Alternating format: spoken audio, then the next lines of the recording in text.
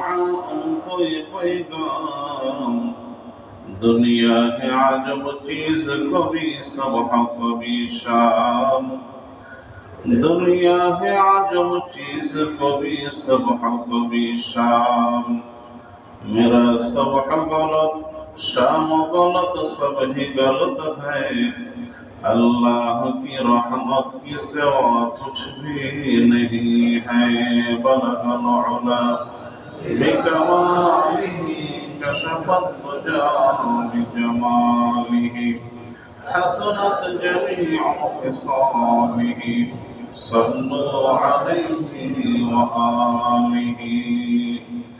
मुहतरम हाज़िरीन, अल्लाह रब्बुल आलमीन दरबारे लाखों कोटि शुक्रिया যে রব্বুল আলামিন দয়া করে মেহেরবানি করে আমাদেরকে তার ঘরে জুমার নামাজ পড়তে আসার জন্য তৌফিক দান করেছেন। সে রব্বুল আলামিনের দরবারে মন খুলে শুকরিয়া আদায় করি, আলহামদুলিল্লাহ।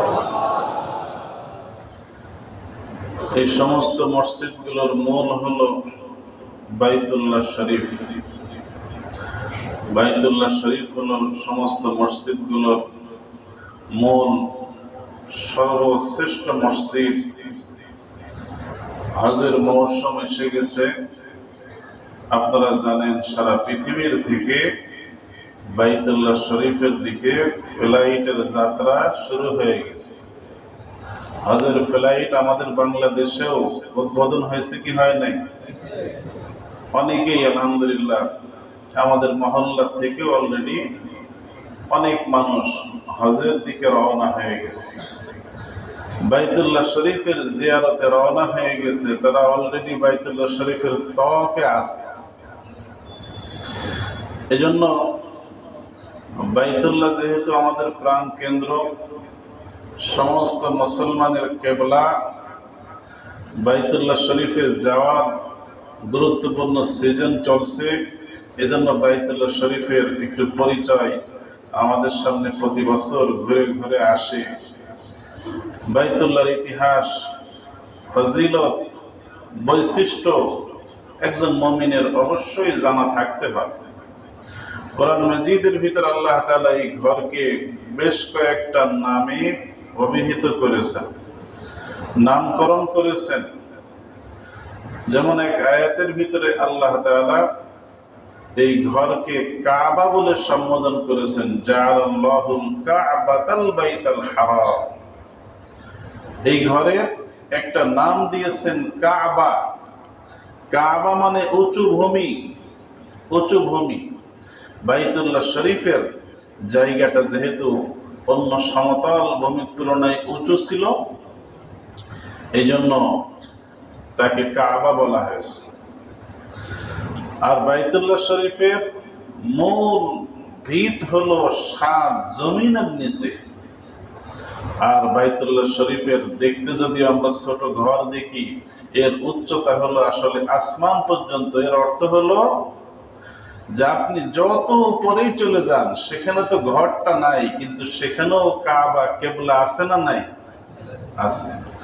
বিমানে, রকেটে যত উপরেই চলে যান, ওই 7 আসমান পর্যন্ত আল্লাহ তাআলা বাইতুল্লাহকেই আমাদের জন্য কেবলা নির্ধারণ করে দিয়েছে। এর উচ্চতা এত বেশি। তো একটা নাম হলো কাবা, আর একটা নাম হলো কেবলা, আর একটা নাম হলো বাইত। যেমন চতুর্থ পারার প্রথম পৃষ্ঠায় এই আয়াতটা আছে, ইন্না আউওয়ালা বাইতিন মুদিআ লিন-নাস লাল্লাযী বিবাক্কাতা মুবারাকান ওয়া হুদাল লিল আলামিন। নিশ্চয় এই জমিনের ভিতরে সর্বপ্রথম ঘর যেটা মক্কায় অবস্থিত, এখানে আল্লাহ তাআলা এই ঘরের নাম বলেছেন বাইত। তাহলে একটা নাম হলো কাবা, একটা নাম হলো কেবলা, একটা নাম হলো বাইত। অন্য আয়াতের ভিতরে আরেকটা নাম বলা হয়েছে আল বাইতুল হারাম। 4 নম্বর নাম হলো আল বাইতুল হারাম। আর এক জায়গায় এই কাবা শরীফকে বাইতুল মামুরও বলা হয়েছে, ওয়াল বাইতুল মামুর। অর্থাৎ আবাদ গৃহ। এই ঘরটা হলো অত্যন্ত আবাদ একটা গৃহ। এমনি ভাবে আল বাইতুল মুহাররম বলা হয়েছে এই ঘরকে। আল বাইতুল মুহাররম বিভিন্ন নামে আল্লাহ তাআলা সম্বোধন করেছেন, আর একটা নামও বলেছেন আল বাইতুল আতীক। আল বাইতুল আতীক এইভাবে ৬-৭টা নাম কোরআন মাজিদের ভিতরে পাওয়া যায় এই বাইতুল্লাহ শরীফের। বাইতুল্লাহ শরীফের কিছু বৈশিষ্ট্য কোরআন মাজিদের ভিতরেই বর্ণনা করা হয়েছে, হাদিস শরীফের ভিতরে বর্ণনা করা হয়েছে। এর ১ নম্বর বৈশিষ্ট্য হলো এই পৃথিবীর সর্বপ্রথম ঘর হলো কোনটা? বাইতুল্লাহ শরীফ। এর আগে আর কোনো ঘর ছিল না। সমস্ত পৃথিবী ছিল পানি আর পানি। আল্লাহ রাব্বুল আলামিন ফেরেশতাদের মাধ্যমে সর্বপ্রথম এই বাইতুল্লাহ শরীফ নির্মাণ করা, ফেরেশতাদের মাধ্যমে। তখন এই বাইতুল্লাহ শরীফ যেখানে আছে সেখানে পানির ভিতরে একটু ঝাঁক সৃষ্টি হলো, ফেনা সৃষ্টি হলো। সমুদ্রে যেমন ফেনা সৃষ্টি হয়, এইভাবে ফেনা সৃষ্টি হলো। সেইটা জমতে জমতে, সেটা শক্ত হতে হতে এক পর্যায়ে মাটিতে রূপান্তর হলো। আর সেখান থেকেই কিন্তু সমস্ত মাটির বিস্তৃতি। প্রথমে বাইতুল্লাহ শরীফের মাটিকে আল্লাহ সৃষ্টি করেন, কারণ এটা হলো জমিনের নাভি। সমস্ত জমিনের মাঝখান হলো বাইতুল্লাহ শরীফ। ওখান থেকেই সমস্ত জমিনে মাটি ছড়িয়ে পড়ে। আল্লাহ রাব্বুল আলামিন ফেরেশতাদের মাধ্যমে এই আদম আলাইহিস সালাম দুনিয়াতে আসারও হাজার হাজার বছর আগে এই বাইতুল্লাহ শরীফ জমিনের উপরে সৃষ্টি করেন। সর্বপ্রথম ঘর হলো এই বাইতুল্লাহ। আদম আলাইহিস সালাম যখন দুনিয়াতে আসলেন, ততদিনে ফেরেশতাদের নির্মিত এই ঘর এটা নিশ্চিহ্ন হয়ে গেছিল। আল্লাহ রাব্বুল আলামিন আদম আলাইহিস সালামকে হুকুম করলেন, আদম আলাইহিস সালাম ওই ফেরেশতাদের যে মূল ভিত ছিল আল্লাহ তাআলা দেখিয়ে দিলেন, সেই ভিতের উপরে আস্তে আস্তে আবার বাইতুল্লাহ শরীফটা নির্মাণ করলেন। আদম আলাইহিস সালাম হলো দ্বিতীয় নির্মাণকারী, আর প্রথমে এই ঘর নির্মাণ করেছিল কে? স্বয়ং ফেরেশতারা। দ্বিতীয় নির্মাণ করলেন আদম আলাইহিস সালাম। তৃতীয় নির্মাণে যার নাম পাওয়া যায় তিনি হলেন নবী শীস আলাইহিস সালাম। শীস আলাইহিস সালাম এই ঘরের আবার সংস্কার করেন। দীর্ঘদিন পরে কিছুটা দুর্বল হয়ে যায়, ভঙ্গুর অবস্থা হয়ে যায়। তো শীস আলাইহিস সালাম এটা সংস্কার করলেন। নূহ আলাইহিস সালামের প্লাবনে আপনারা জানেন সারা পৃথিবীতে এই প্লাবন হয়েছিল। নূহ আলাইহিস সালাম মুমিনদেরকে নিয়ে নৌকায় আরোহণ করেছিলেন। সেই নৌকাও বাইতুল্লাহ শরীফে তওয়াফ করেছিল। এই বিশাল প্লাবনে বাইতুল্লাহ শরীফের বিল্ডিংটা ক্ষতিগ্রস্ত হয়েছিল। মূল বিল্ডিংটা নিশ্চিহ্ন হয়ে গিয়েছিল, শুধু ভিতটা ছিল। এরপরে নির্মাণের দায়িত্ব আসে ইব্রাহিম আলাইহিস সালামের উপর। ইব্রাহিম আলাইহিস সালামকে আল্লাহ হুকুম করলেন, ইব্রাহিম আলাইহিস সালাম ছেলে ইসমাইলকে সাথে নিয়ে বাইতুল্লাহ শরীফের নির্মাণ কাজ শুরু করলেন। ইব্রাহিম আলাইহিস সালামের যে নির্মাণটা ছিল, ইতিহাসে পাওয়া যায় এই হাতিমে কাবা যেটা, এটাও তখন বাইতুল্লাহ শরীফের অন্তর্ভুক্ত ছিল। উনি যেভাবে নির্মাণ করছিলেন, ওনার ডিজাইনে বাইতুল্লাহর পাশে যে হাতিমে কাবা একটু ঘেরাও দেওয়া অংশ আছে না নাই, হাতিমে কাবা বলে, ওইটাও ইব্রাহিম আলাইহিস সালামের ডিজাইনে বাইতুল্লাহ শরীফের অংশ ছিল। এই হিসেবে এই দিক দিয়ে লম্বা ছিল 30 হাত।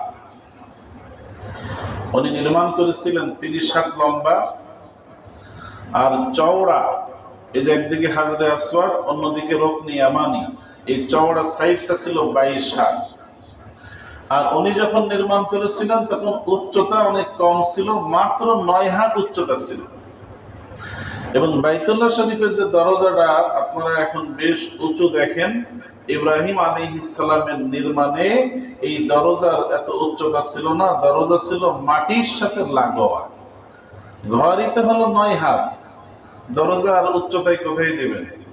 তাহলে ইব্রাহিম আলাইহিস সালামের নির্মাণে বাইতুল্লাহ লম্বা ছিল 30 হাত, চওড়া ছিল 22 হাত, এবং দরজাটা মাটির সাথে লাগোয়া ছিল।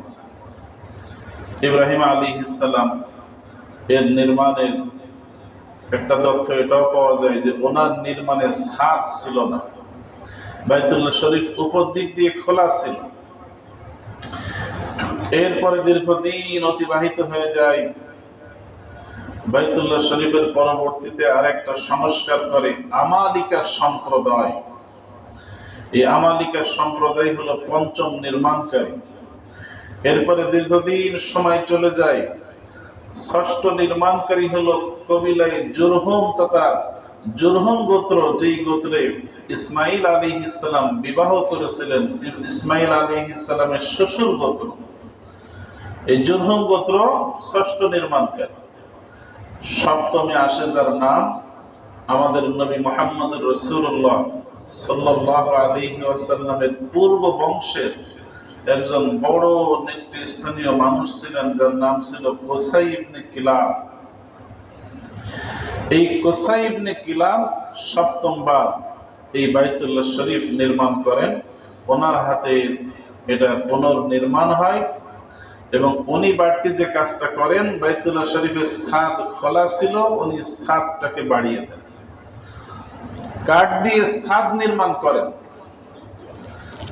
তো কাঠ দিয়ে ছাদ নির্মাণ করলে এই বাইতুল্লাহ শরীফের প্রথম ছাদ হয়ে গেল। এরপরে আসে কুরাইশদের পালা। আমাদের নবীজি সাল্লাল্লাহু আলাইহি ওয়াসাল্লামের বয়স যখন 25 বছর, উনি এখনো নবুয়ত পান নাই। 25 বছর বয়সে কি নবুয়ত পাইছিলেন? নবুয়ত পাইছেন কত বয়সে? 40 বছর বয়সে। ওনার বয়স যখন 25, বাইতুল্লাহ শরীফের নির্মাণটা অনেক পুরাতন, জরাজীর্ণ হয়ে গেছে। কুরাইশরা বৈঠক করে সিদ্ধান্ত নিল যে আমরা বাইতুল্লাহ শরীফের সংস্কার করতে চাই, তবে এই বাইতুল্লাহ নির্মাণের সকলেই আমরা চাঁদা দেব হালাল টাকা থেকে। যেই টাকার ভিতরে সন্দেহ আছে, যেই টাকার ভিতরে হারাম হওয়ার সম্ভাবনা আছে, আর হারাম হলে তো কথাই নেই, খবরদার বাইতুল্লাহ নির্মাণের জন্য সেই টাকা আমরা কেউ না দিই। এজন্য মসজিদে দান করতেও খুব হিসাব করতে হয়। পকেটের যেই টাকাটা আমি মসজিদের দান বাক্সে দেব, মসজিদে দান করব, এটা খুব হিসাব করতে হয়। যদি সরাসরি হারাম টাকা জানা আছে যে এটা ঘুষ খেয়ে কামাই করছি, এটা সুদ খেয়ে কামাই করছি, এটা হারাম কোনো জিনিস বিক্রি করে কামাই করছি, হারাম টাকা, এইটা মসজিদে দান করলে আরো কবিরা গুনাহ হবে, কবিরা গুনাহ হবে। খবরদার, ওই দান তো কবুল হবেই না, আল্লাহ বড়ই নারাজ হবেন। এই জন্য মসজিদে, আল্লাহর ঘরে দান করার ব্যাপারেও হালাল টাকাই দান করতে হবে। হারাম টাকা, সন্দেহজনক টাকা, যেটা আমার নিজের কাছে আমি জানি আমার টাকা কোনটা কেমন, যদি এরকম কোনো প্রশ্নবিদ্ধ টাকা থাকে, আল্লাহর ঘরে যেন এটা আমরা না আনি। হারাম টাকা থেকে দায়ী মুক্তির বড় পদ্ধতি হলো যার থেকে নেওয়া হয়েছে তাকে ফিরিয়ে দেওয়া। যদি কোনোভাবে সেই উপায় না থাকে, তাহলে দায়ী মুক্তির বিষয় হলো গরিব, মিসকিন, এরকম মানব কল্যাণের অন্য জায়গা, মসজিদ না, মানব কল্যাণের অন্য জায়গায় সওয়াবের নিয়ত ছাড়া দায়ী মুক্তির নিয়তে তাদেরকে দিয়ে দেওয়া। মানব কল্যাণে, গরিব মিসকিনের কল্যাণে খরচ করা, তাও সওয়াবের নিয়ত ছাড়া দায়ী মুক্তির নিয়তে। আল্লাহর ঘরে হালাল টাকা দান করতে হয়। কুরাইশরা কাফের ছিল, কিন্তু এই অনুভূতিটা তাদের ছিল যে আল্লাহর ঘরে খবরদার যেন কোনো হারাম টাকা না আসে। এই জন্য নির্মাণ করতে করতে করতে করতে টাকায় শর্ট পড়ে গেল। ওনারা বাইতুল্লাহ শরীফের ওয়ালটা 9 হাত থেকে উঁচু করে 18 হাত বানিয়ে দিলেন। আরো 9 হাত উঁচু হয়ে গেল, বাইতুল্লাহ শরীফ হয়ে গেল 18 হাত উঁচু। কিন্তু এই লম্বার দিক থেকে হাতিমে কাবার দিকে যখন নির্মাণ ওনারা ওদিকে চলছেন, টাকা শর্ট হয়ে গেল। কোনোভাবেই হালাল টাকা দিয়ে ইব্রাহিম আলাইহিস সালামের নির্মাণ অনুযায়ী 30 হাত আর পূর্ণ হয় না, 6.5 হাত এখনো বাকি থাকতেই টাকা শেষ।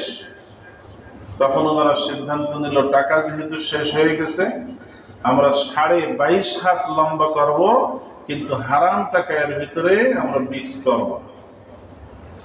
এই যে বাকি যে অংশটুক থেকে গেল, এটাই হলো হাতিমে কাবা নাম দেওয়া হয়েছে, অর্থাৎ কাবার থেকে ভগ্নাংশ। ওটাও কিন্তু কাবারই অংশ।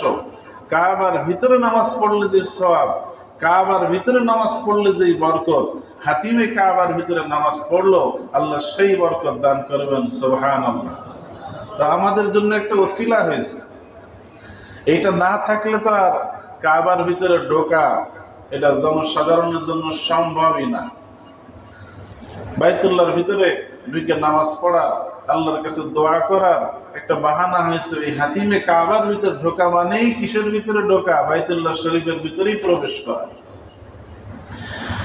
কুরাইশরা নির্মাণ করলো 22.5 হাত লম্বা, 22 হাত চওড়া, আর যে দরজাটা মাটির সাথে ছিল, এখন যেহেতু বাইতুল্লাহর দেওয়ালটা উঁচু করা হয়েছে 18 হাত, এই জন্য তারা দরজাটা মাটির থেকে উঁচু করে দিল, যেন যে কেউ ইচ্ছা করলেই ঢুকতে না পারে, দরজায় ধাক্কা ধাক্কি না করতে পারে। মানুষ যেহেতু অনেক বেড়ে গেছে, বাইতুল্লাহ শরীফের দরজাটা অনেক উঁচু করে দেওয়া হলো। যখন হাজরে আসওয়াদ বাইতুল্লাহ শরীফের কোনায় স্থাপন করা হবে, বিরাট মতভেদ দেখা দিল যে এই সম্মান কোন গোত্রের কপালে আসবে। বাইতুল্লাহ শরীফের কোনায় হাজরে আসওয়াদটা কে রাখবে? সব কবিলা, সব গোত্র দাবি করতে থাকলো যে আমরা এটা করতে চাই, আমরা এটা করতে চাই। বিরাট ঝগড়ার সৃষ্টি হয়ে গেল। অবশেষে পরামর্শক্রমে সিদ্ধান্ত হলো, আগামীকাল সকালে যেই ব্যক্তি সর্বপ্রথম কাবা চত্বরে প্রবেশ করবে, আমরা সকলেই মেনে নিলাম তার হাত দিয়ে হাজরে আসওয়াদটা বাইতুল্লাহর কোণায় রাখা হবে। আল্লাহ তাআলার কি কুদরত! পরের দিন এই পরামর্শকারী ব্যক্তিরা আগে এসে বসা আছে যে নতুন যে ব্যক্তি প্রবেশ করবে তাকে দিয়ে হাজরে আসওয়াদটা বাইতুল্লাহর কোণায় রাখা হবে। সকলে তাকিয়ে দেখলো, সর্বপ্রথম যে ব্যক্তি প্রবেশ করলো তিনি আর কেউ না, ওই সময় নবী হন নাই, কিন্তু সকলেই যাকে আল আমিন বলতো, আমানতদার বলতো, as-সাদিক বলতো, সত্যবাদী বলে সবাই জানতো। এই মুহাম্মদুর রাসূলুল্লাহ সাল্লাল্লাহু আলাইহি ওয়াসাল্লাম প্রবেশ করলেন। আলহামদুলিল্লাহ। সকলেই দেখে মারহাবা মারহাবা বলে স্বাগতম জানালো যে এমন একজন ব্যক্তি আসছে যার ব্যাপারে আমরা সকলেই একমত, সকলেই ভালোবাসি, সকলেই যাকে সত্যবাদী বলি, আল আমিন বলি, তার হাত দিয়ে হাজরে আসওয়াদ বাইতুল্লাহর কোণায় রাখতে আমাদের কারোর কোনো আপত্তি নাই। এমন একজন ব্যক্তি আসছে। কিন্তু আল্লাহ রাসূল সাল্লাল্লাহু আলাইহি ওয়াসাল্লাম কি সুন্দর সিদ্ধান্ত! যুবক মানুষ এত সুন্দর সিদ্ধান্ত দিলেন। উনি বললেন যে না, আমি একা একা রাখবো না, আবার সমস্ত মানুষ নিয়ে একসাথে রাখাও সম্ভব না। আপনারা প্রতি গোত্র থেকে, প্রতি মহল্লা থেকে একজন নেতা দেন, প্রতিনিধি দেন। এইভাবে সব গোত্রের থেকে প্রতিনিধি দেওয়া হলো। বড় একটা চাদরের উপরে হাজরে আসওয়াদকে রাখা হলো।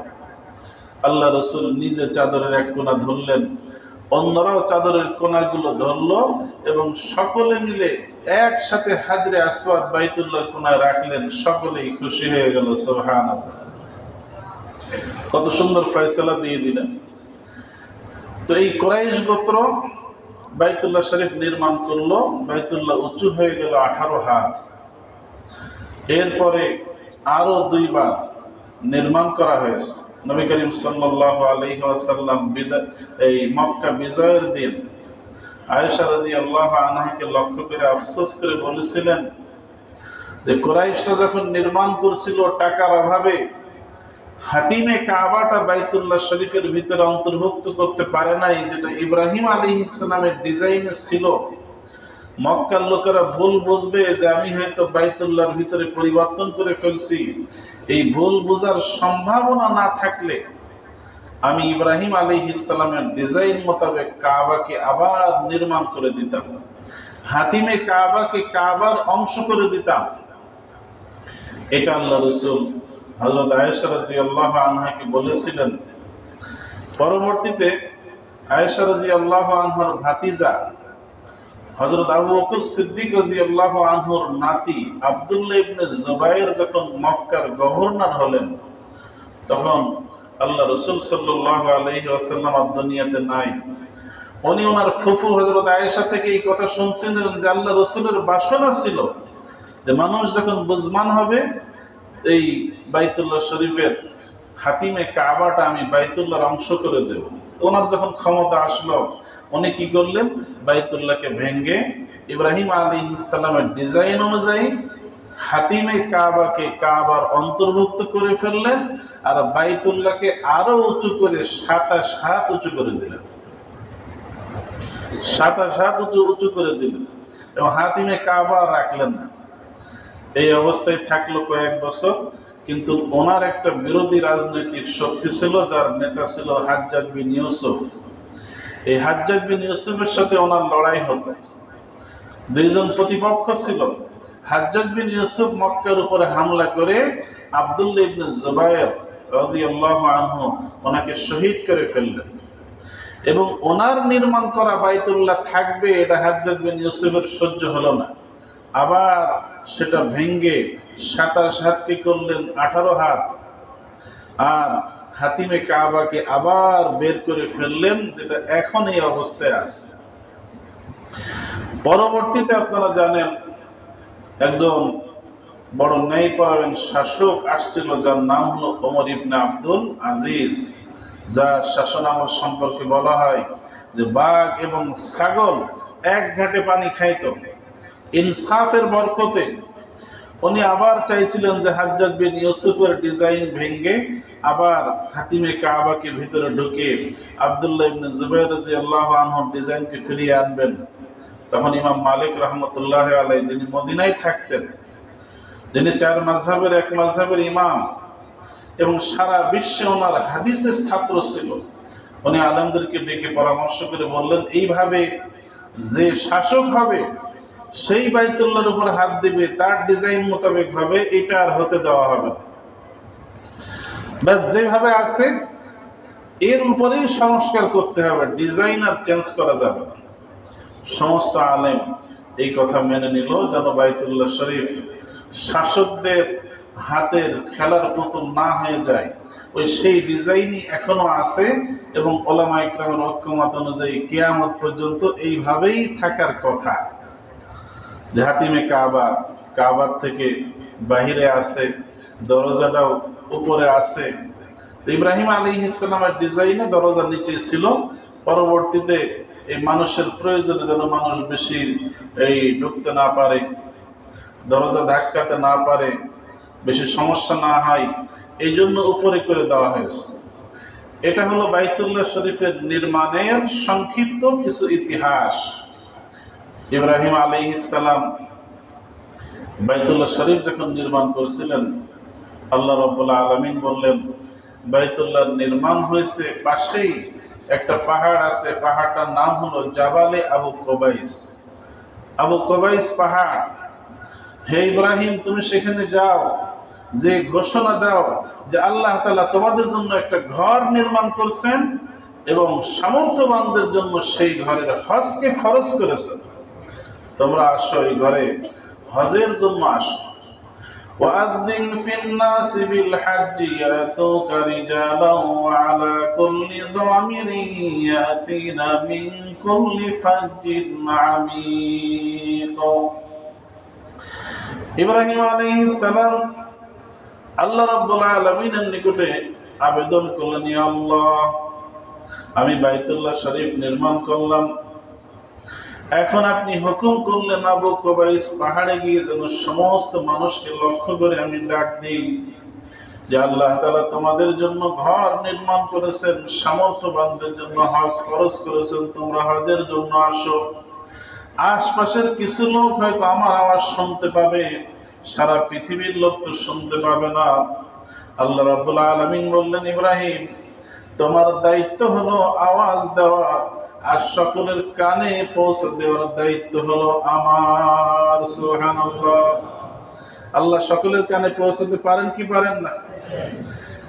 ইব্রাহিম আলাইহিস সালাম আবু কুবাইস পাহাড়ে উঠে সকলকে লক্ষ্য করে আওয়াজ দিলেন।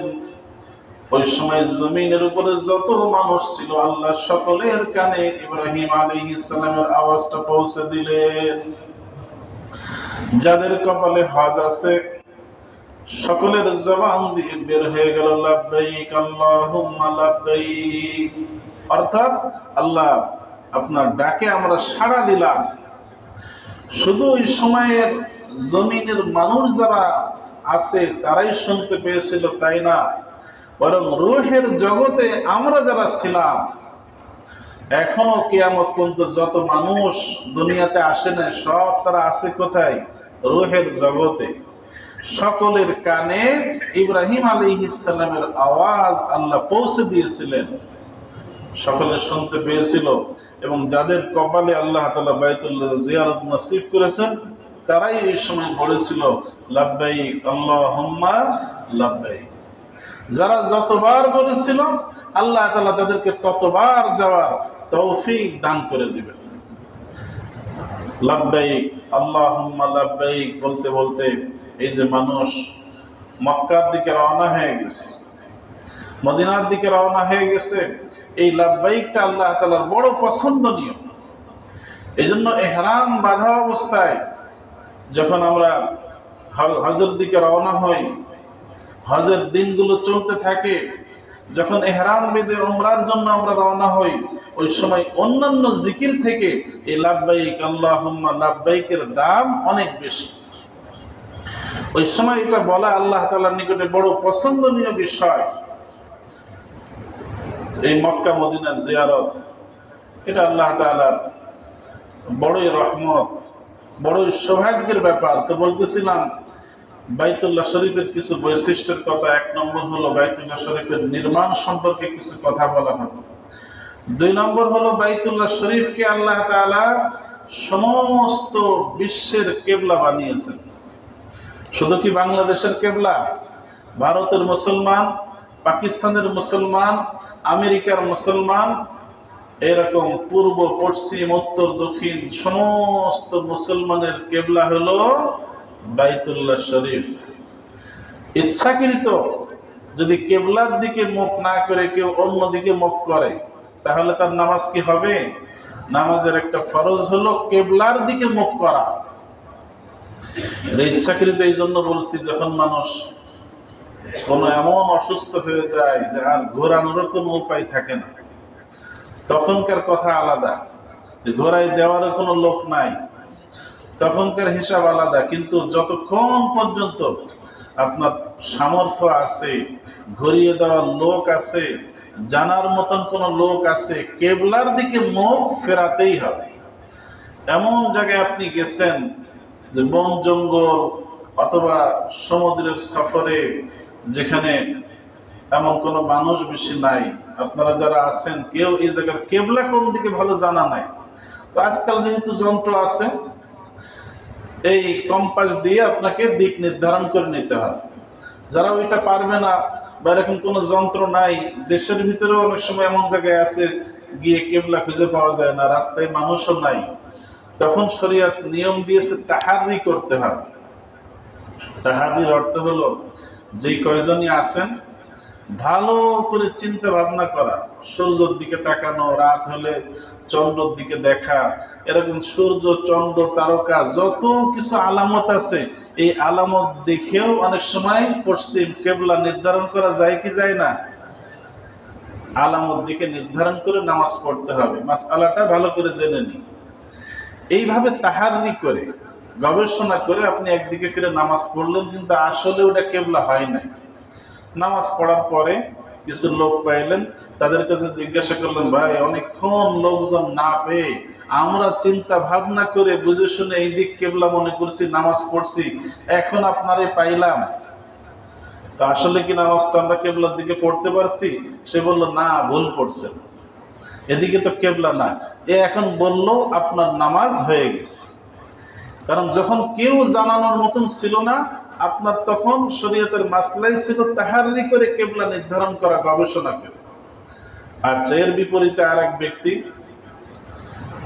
কেবলাও জানে না কোন দিকে, জানানোর মতন কোনো লোকও নাই, গবেষণাও করে নাই, বলছে যে আচ্ছা দাঁড়ায়, একদিকে ফিরে দাঁড়িয়ে যায়, কোনো চিন্তা ভাবনা ছাড়া একদিকে ফিরে দাঁড়াই গেছে। যেহেতু তাদের মূলত কেবলা জানা নাই, আন্দাজে পড়লে নামাজ হবে না, সহি কেবলার দিকে পড়লেও হবে না। ওই সময় আলামত দেখে বেশ কিছু চিন্তা ভাবনা করে তারপরেই কেবলা নির্ধারণ করতে হবে। তো যাই হোক, কেবলা যে শুধু পশ্চিম দিকেই তা না, বরং বাইতুল্লাহ শরীফ হলো কেবলা। আমাদের পশ্চিম দিকে যেহেতু বাইতুল্লাহ, এই জন্য আমরা পশ্চিম দিকে ফিরি। এর যারা বাইতুল্লাহ শরীফ থেকে পশ্চিম দিকে আসে, তাদের কেবলা তাহলে কোন দিকে হবে? পূব দিকে হবে। এরকম যারা উত্তর দিকে আসে, দক্ষিণ দিকে আসে, এরকম বাইতুল্লাহর দিকে ফিরেই নামাজ পড়তে হবে। বাইতুল্লাহ শরীফ হলো কেবলা। জমিনের নিচে যত নিচেই চলে যায়, ওই যে কয়লা খনির কয়লা উঠাতে গিয়ে অন্যান্য গবেষণায় সাগরের নিচে চলে যায়, সেখানেও কিন্তু কেবলা ওই বাইতুল্লাহ শরীফ। রকেটে করে মঙ্গল গ্রহে যেখানেই যাক, চাঁদে চলে যাক, কেবলা কিন্তু এই বাইতুল্লাহ শরীফ। তাহলে উপরেও কেবলা আছে, নিচেও কেবলা আছে, সব জায়গায় কেবলা আছে। কেবলা হলো বাইতুল্লাহ শরীফ। এই জন্য কেবলার দিকের একটা সম্মানও আছে। কেবলার দিকে অসম্মান করা এটা বেয়াদবি গণ্য করা হয়। এরকম কোনো কারণ ছাড়াই কেবলার দিকে পা দিয়ে রাখা, কেবলার দিকে থুতু নিক্ষেপ করা, আর কেবলার দিকে ফিরে পেশাব পায়খানা করাতেও হাদিসে কঠোর নিষেধ আসছে, একেবারে হারাম। নবী করিম সাল্লাল্লাহু আলাইহি ওয়াসাল্লামের ভাষা হলো, ফালা তাস্তাকবিলুল কিবলাতা ওয়ালা তাস্তাদবিরুহা। যখন তোমরা বাথরুমে যাও, খবরদার কেবলার দিকে পিঠও করো না, কেবলার দিকে মুখও করো না। তাহলে আল্লাহ তাআলা আমাদেরকে এই কেবলার সম্মান রক্ষা করার তৌফিক দান করেন। আরও ইনশাআল্লাহ কেবলা সম্পর্কে, বাইতুল্লাহ সম্পর্কে, হজ সম্পর্কে বিস্তারিত আলোচনা হবে। সংক্ষেপে একটা কথা বলতে চাই। সারা দেশের ওলামা ইকরাম, আপনারা জানেন, একটা বিষয় নিয়ে কথা বলছে এবং আগামীকাল সৌরাউদ্দিন উদ্যানের সমস্ত দেশের ওলামা ইকরাম একটা সমাবেশও ডাকছে। সেটা হলো নারী অধিকার কমিশন। কয়েকটা কমিশন হয়েছে না, নারী অধিকার কমিশন, তারা স্পষ্ট কোরআন বিরোধী কিছু আইনের প্রস্তাব পেশ করছে, কোরআন বিরোধী। এর ভিতরে অন্যতম হলো, কোরআনের আইন হলো, মিরাসের আইন হলো, ছেলে পাবে 2, মেয়ে পাবে 1। মেয়ের দ্বিগুণ কে পাবে? ছেলে পাবে। এটা কার আইন? আল্লাহর আইন। এবং সরাসরি কোরআনের আইন, লিযাকারি মিসলু হাজ্জিল উনসায়াইন। এই কমিশন সরাসরি কোরআনের বিরুদ্ধে আইনের সুপারিশ করছে যে এটা বাদ, ছেলেও যা পাবে, মেয়েও তা পাবে। কোরআন বিরোধী আইন, এটা মুসলমানদের ভিতর চলতে পারে? দ্বিতীয় হলো, জিনা ব্যভিচার হালাল না হারাম? পশ্চিমা সংস্কৃতি, এটা তো আমাদের দেশে আনলে হবে না।